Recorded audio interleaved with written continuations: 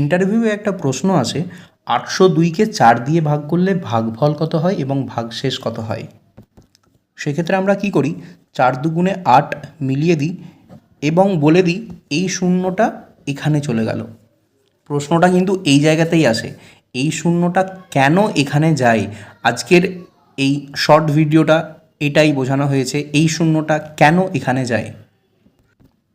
দেখুন, 4 দুগুণে 8 এটা মিলল ঠিকই, একই রকমভাবে এই শূন্যটাও কিন্তু এখানে নামে, এখানে যায় না, এই শূন্যটা এখানে নামে।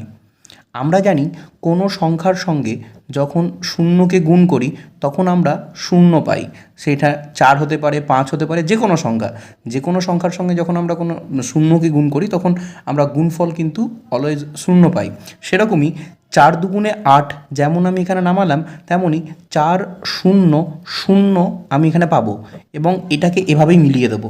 একই রকমভাবে নিচে আবার এখানে 2 নামবে, 2 নামার পরেও আমি দেখছি এখানে গিয়ে আমি 0 4-এ 0 মিলাতে পারবো, কারণ আমি যদি এখানে 1 দিই তাহলে তো 4 আগে 4, 2-এর থেকে তো বড় হয়ে যাবে, আমি তো আর ভাগ করতে পারবো না। কিন্তু আমি তো 4-এর সঙ্গে 0 গুণ করে 0 2-এর থেকে ছোট এটা তো করতে পারি।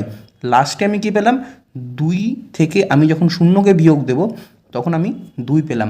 এটাই হয়ে গেল ভাগ শেষ এবং এটা হয়ে গেল ভাগফল।